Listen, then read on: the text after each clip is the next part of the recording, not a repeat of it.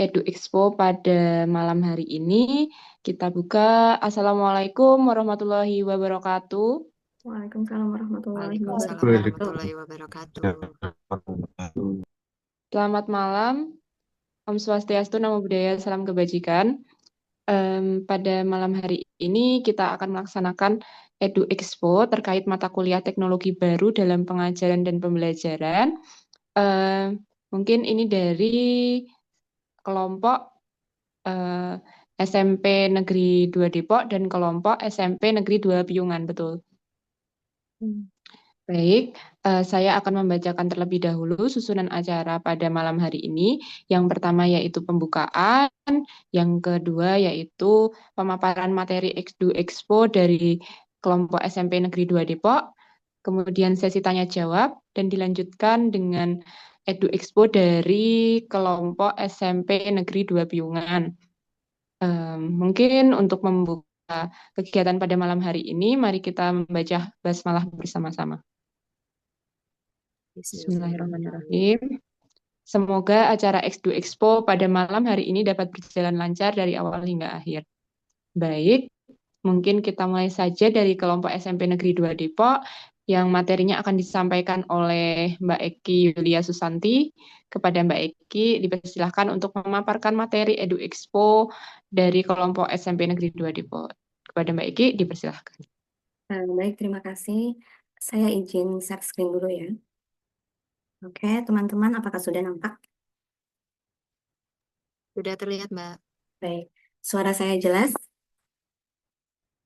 Oke, Bismillahirrahmanirrahim. Assalamualaikum warahmatullahi wabarakatuh.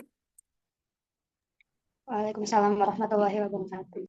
Saya mewakili dari kelompok PPL SMP Negeri 2 Depok yang akan memaparkan beberapa media yang kami gunakan dalam pembelajaran yang kaitannya dengan teknologi pembelajaran.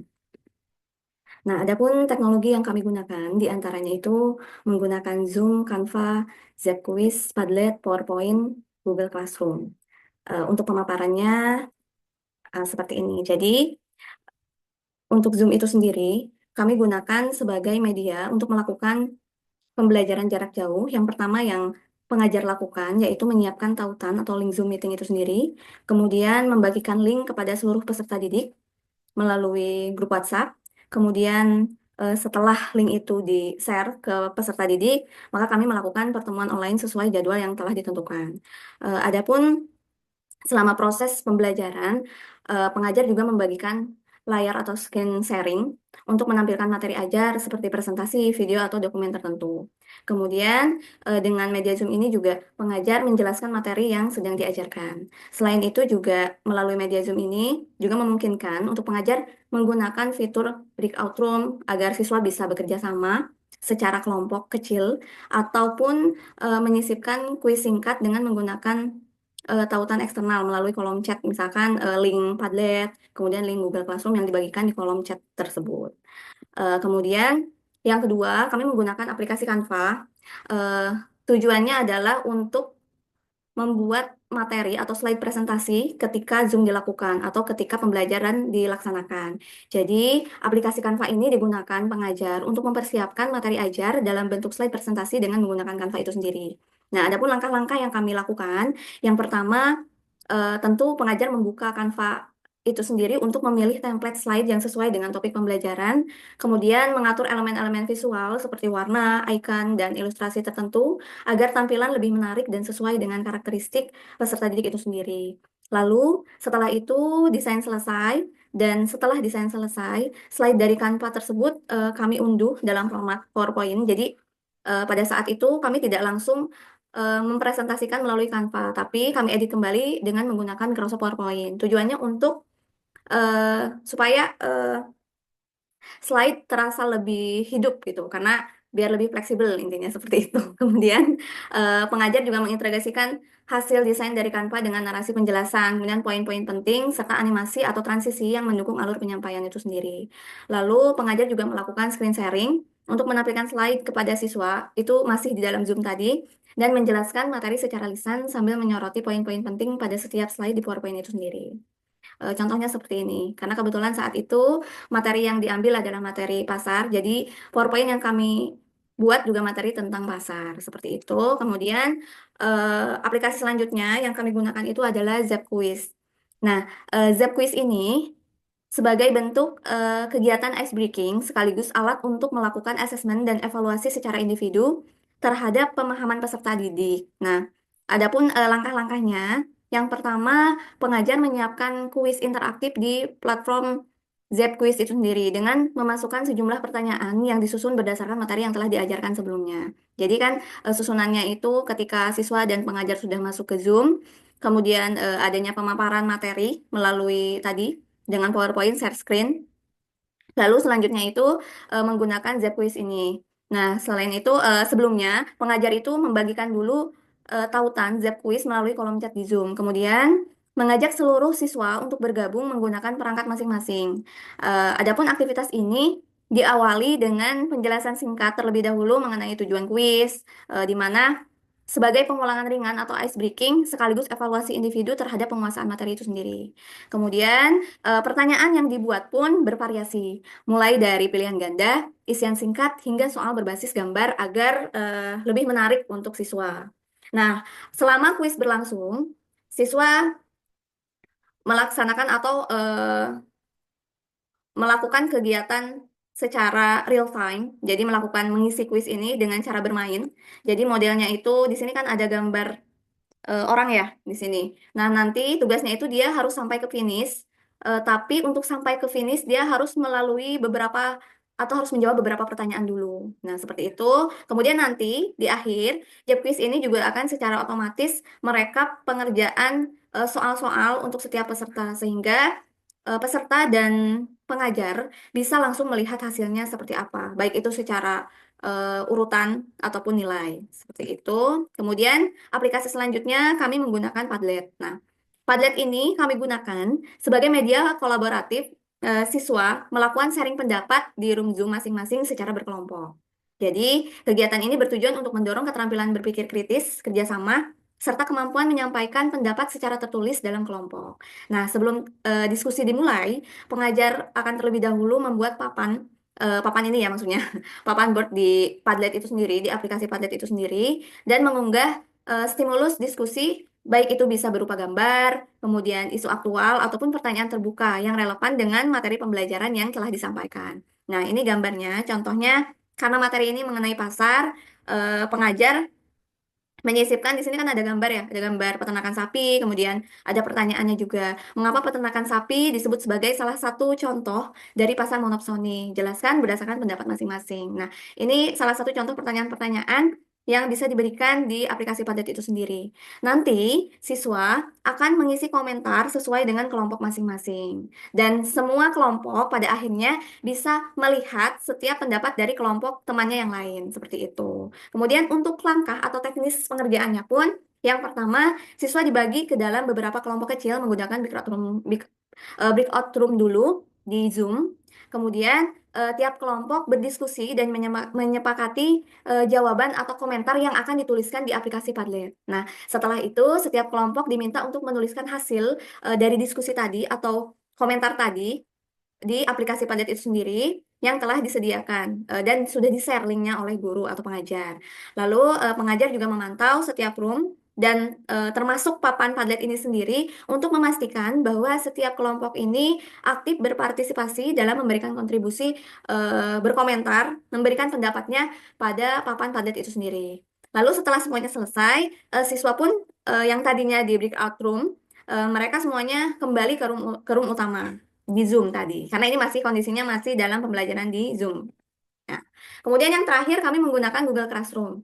Nah, kalau ini mungkin teman-teman juga sudah sangat tidak asing lagi ya, karena ini sudah sangat lama, tapi menurut pendapat kami, aplikasi ini pun, Google Classroom ini masih cukup efektif untuk digunakan sebagai salah satu media untuk memberikan tugas kepada siswa, terutama tugas di rumah. Jadi, dengan Google Classroom ini, kami menggunakan atau pengajar memanfaatkan Google Classroom sebagai platform utama untuk memberikan penugasan di rumah dan melakukan asesmen lanjutan secara sistematis dan terdokumentasi seperti itu. Eh, saya cukupkan, saya kembalikan kepada Mbak Diana. Terima kasih. Terima kasih untuk Mbak Eki atas pemaparannya. Mungkin selanjutnya dari kelompok SMP Negeri 2 Piungan, apakah ada yang ingin bertanya terkait media dari SMP Negeri 2 Depok? Dipersilahkan apabila ada yang ingin bertanya. Terima kasih untuk Mbak Eki atas pemaparannya.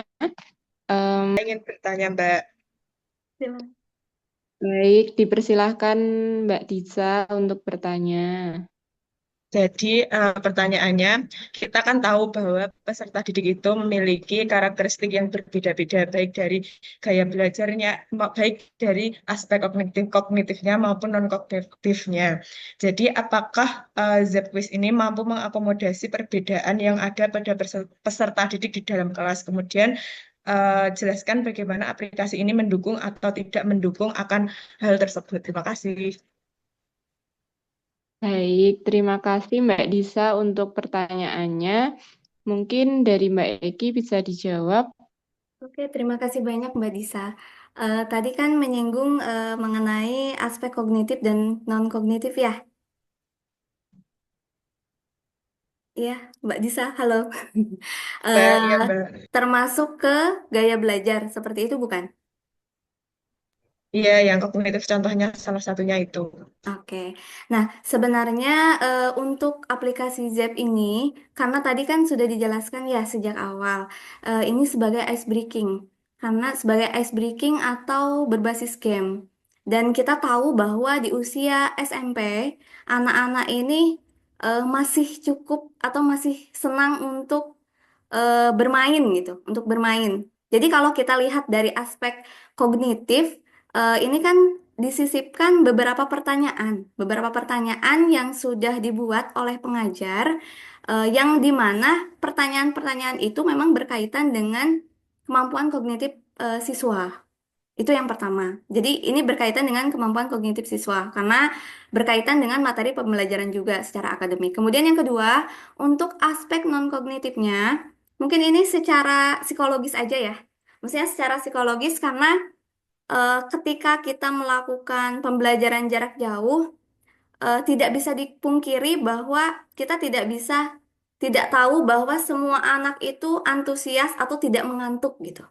Karena pasti beberapa siswa itu akan merasa mengantuk, apalagi jika gurunya ini menjelaskan terus materi. Bisa saja seperti itu gitu. Apalagi PJJ ya. Jangankan PJJ sehari-hari yang bertemu dan komunikatif, maksudnya interaksinya bagus pun kadang anak-anak tuh ngantuk gitu. Nah, jadi kenapa ada Zep Quiz ini supaya anak-anak bisa lebih antusias lagi. Yang tadinya misalkan sudah mengantuk, diharapkan mereka bisa lebih fokus kembali, lebih antusias dan bersemangat untuk melakukan kegiatan selanjutnya.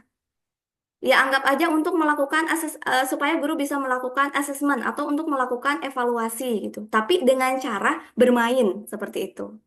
Jadi kalau menurut saya dengan aplikasi Zep ini tidak hanya menyentuh ranah kognitif saja, tetapi juga menyentuh ranah non-kognitif, terutama secara psikologis ya.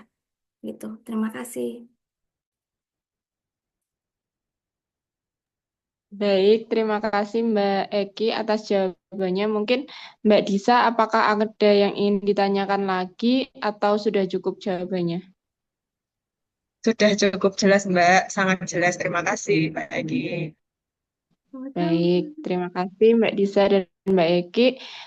Untuk dari kelompok SMP Negeri 2 Piungan, apakah ada yang ingin bertanya kembali? Mungkin cukup, Mbak. Baik, terima kasih. Jika cukup,